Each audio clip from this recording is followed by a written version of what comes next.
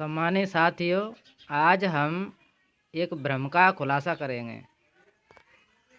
अक्सर क्या होता है कि कहा और सुना जाता है कि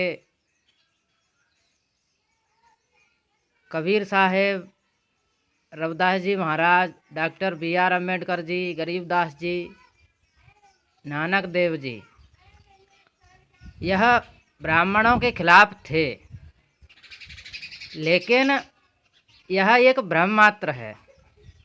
वह ना तो ब्राह्मणों के खिलाफ थे और ना ही किसी अन्य समाज के खिलाफ थे। वह तो केवल ब्राह्मणों के ब्राह्मणवाद के खिलाफ थे। और ऐसा नहीं है कि यही महापुरुष केवल ब्राह्मणवाद के खिलाफ थे। ब्राह्मणवाद का अर्थ यही नहीं है कि कोई व्यक्ति ब्राह्मण है तो वह ब्राह्मणवाद को फैलाता है या वो ब्राह्मणवादी है। ब्राह्मणवाद का अर्थ ये होता है कि छल, कपट, झूठ, मिथ्याचार और शोषण, यही ब्राह्मणवाद है। और इसको कोई भी व्यक्ति करता है वह ब्राह्मणवादी है। तो एक बार हम इनसे मिले तो इनके मुंह से हमने सुना कि इनको एक संत मिले और वह बता रहे थे कि मैं जन्मजात ब्राह्मण हूँ, लेकिन मैं ब्राह्मणों के यहाँ खाना नहीं खाता, मैं चमारों के यहाँ खाना खाता हूँ। तो इनसे जानेंगे उनके बारे में वह क्या कहते थे। हाँ, तो कब मिले थे वह संत, बताएं।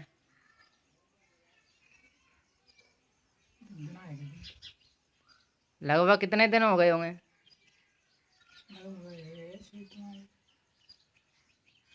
10-12 साल है।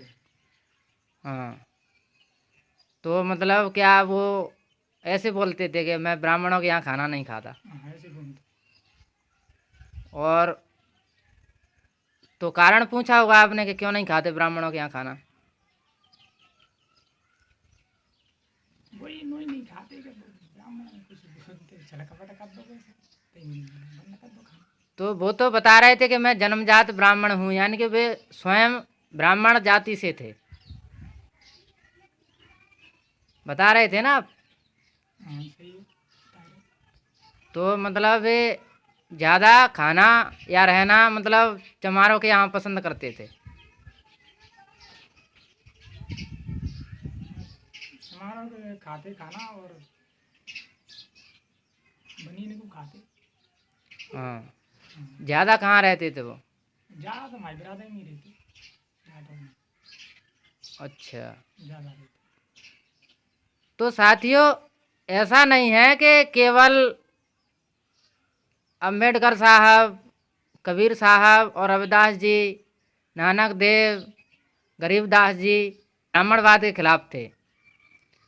ब्राह्मणवाद के खिलाफ जो स्वयं ब्राह्मण वर्ण में जन्म लिया है, ऐसे महापुरुष हुए हैं जिन्होंने स्वयं ब्राह्मण जाति में जन्म लेकर भी उन्होंने ब्राह्मणवाद का विरोध किया है, क्योंकि वो जानते थे कि ब्राह्मणवाद से ना किसी व्यक्ति का भला हो सकता है, ना देश का भला हो सकता है। तो ऐसे कई महापुरुष हुए हैं जो ब्राह्मणवाद के खिलाफ हैं और जन्म से वह ब्राह्मण वर्ण में पैदा हुए थे, जन्म लिया था। जैसे कि उदाहरण लें, उनका नाम केदारनाथ पांडे था, उत्तर प्रदेश में उनका जन्म हुआ था। तो उन्होंने जीवन भर ब्राह्मणवाद के खिलाफ कार्य किया था, क्योंकि वह जानते थे कि इसके रहते हुए ना किसी व्यक्ति का भला हो सकता है, ना देश का भला हो सकता है। तो आपको जो संत मिले थे, आप बता रहे थे कि वह भी उत्तर प्रदेश के थे। उत्तर प्रदेश के थे। और यहाँ तक आते थे, आपके यहाँ तक? यहाँ तक इस गांव में रहे हैं? इस गांव में रहे कम से कम बहुत रहे। हाँ, ये तो महीना 2-2 महीना रहते। हाँ, आप अपना नाम बता दें, नाम और गांव। मेरा नाम मनीष जाटव। हाँ, गांव? ग्राम निवाड़ी। हाँ, और आगे पता पूरा? तहसील। हाँ, तहसील सब लगा। सबलगढ़ जिला मुरैना है जिला मुरैना और मध्य प्रदेश से हैं, यानी कि उत्तर प्रदेश से वो संत थे और यहाँ पर रहे थे। तो इनसे एक और बात हमने जानी जिसके बारे में इनको पूरी जानकारी नहीं थी लेकिन मुझे थी।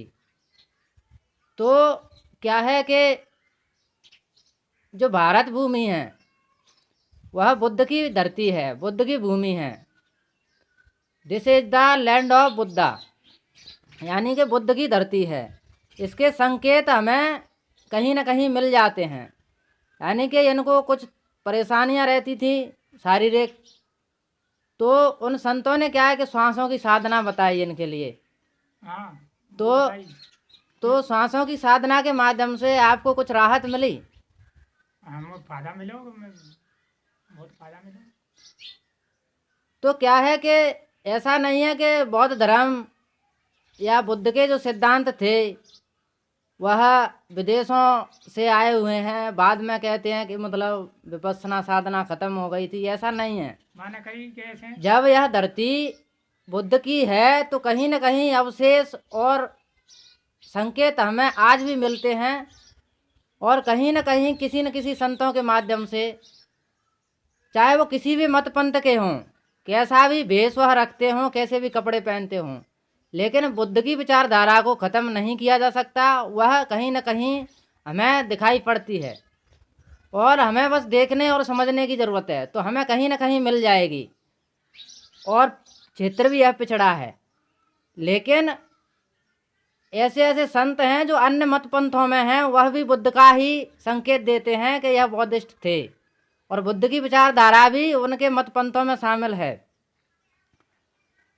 तो हमने जाना कि वह जो संत थे इनको मिले थे, इनकी परेशानी को देखते हुए उन्होंने इनके लिए विपස්සना साधना बताई। तो इनके लिए साधना बताई, उस साधना से इन्हें काफ़ी राहत मिली, यह बता रहे थे। लेकिन इनको इतना मालूम नहीं था कि यह विपස්සना साधना है और गौतम बुद्ध के द्वारा यह सिद्धांत प्रतिपादित किए गए थे। तो हाँ, बताएं क्या बताया था उन्होंने? उन्होंने बताया कि ऐसे क्रिया करे करो, जैसे आसन लगा ले करे तू तो जिंदगी भर तू सही रहेगा ना, भाई तुझे बीमारी पास में नहीं आएगी। अच्छा। अरे वो तो बहुत बड़ी सिद्धि है दादा। बाय बाय करने से तो ये शरीर की इंद्री ना जागती, बाय कर रही थी तो एकदम ये नो मान लो कि भगवान के दर्शन है, इतनी बड़ी सिद्धि है। हाँ, बाय के दर्शन है नहीं, तपस्या कर ले तो मुझे दर्शन नहीं है पाते। हाँ, एक इतना में आज छानी जो पड़ी वहाँ बैठ गया कर रहा तो अपने आप जो चक्कर चले लगो जी अपने आप। हाँ, वो ओजीरो होते ओजीरो को चले लगो, और मैं एक संग ओजीरो भयो भीतर है, ऐसे आप बाहर बला पको है नहीं आना कल ओजीरो भयो भीतर में बाय कर रहा था। क्या है कि मैं ध्यान में आना तो अच्छा होता ही है, तो कर रहा था एक संग ओजीरो, मैं डर पे और भयो क्या तो मैं जाना करी नहीं, जब मोबाइल तो बाद में चलिए मैं पहले ही कर तू, जब मोबाइल बंद नहीं तो डर पर एक संग हो जिखा चाहिए भीतर का जी का में। तब फिर वो रात में सपना भयो, सोते टाइम रात में सपना, अरे कि तू डर पे मत, ये डर पे भी भाई चीजें ना है, ये चीजें तो मिलेगा, ये तो दर्शन है जिस चीजें तो मुकते तपस्या करते तो ना मिलती नो भाई, पर बुद्ध तू शुद्ध आनंदमी है, शुद्ध आनंदमी है मतलब शरीर तो ये तेरे पास है वो ना है कोई छल कपट बेईमानी ना है, कई चीज तो दर्शन है आज नहीं जाए तो कोई ये है तपस्या करते हैं आदमी तो ना मिलती जी चीजें कोई ऐसी हृदय में कोई भगवान है जी, इसके दर्शन तो जो हो गए ये शुद्ध आदमी की होते हैं, दर्शन नहीं होते हैं कोई अन्यथा। तू डर बना मत कोई करना डेली और तेरी बीमारी सही हो जाएगी बिल्कुल बिना दवा गोली के, तू जंट रहेगा। तो साथियों, गौतम बुद्ध ने कहा था कि दुख है और दुख का कारण है और निवारण भी है। तो क्या है कि जो भी संत या महापुरुषों ने जन्म लिया है और वह सत्य के रास्ते पर चले हैं, उनके लिए समाज परेशानी खड़ी करता है। तो क्या है कि वह छुपा करके और गुप्त तरीके से अपना प्रचार प्रसार करते हैं। वही क्या है कि इनके साथ हुआ, उन्होंने सही नाम नहीं बताया, लेकिन वह संत थे, वह इनके लिए विपश्यना साधना बता गए। और इससे हमें पता चलता है कि दुख है और दुख का कारण है और निवारण भी है। और निवारण यही है कि हम किसी के साथ छल कपट, ढोंग पाखंड, झूठ, शोषण से बचें, किसी के साथ ऐसा ना करें, तो हमारे दुखों का निवारण हो सकता है। लेकिन ब्राह्मणों ने ही, जो महापुरुष ब्राह्मण वर्ण में पैदा हुए, वह सत्य के रास्ते पर चले, तो उनके लिए ही परेशानी पैदा की। इसलिए वह अपना कार्य जहाँ कर सकते हैं सही तरीके से वहाँ करते हैं। जैसा कि उन्होंने बताया, वह संत थे, यूपी के थे, लेकिन वह मध्य प्रदेश में रहते थे ज़्यादातर। और वह लोगों को अपनी शिक्षा और साधना बताया करते थे, और ज़रूरतमंद को ही बताया करते थे, हर किसी को नहीं बताते थे।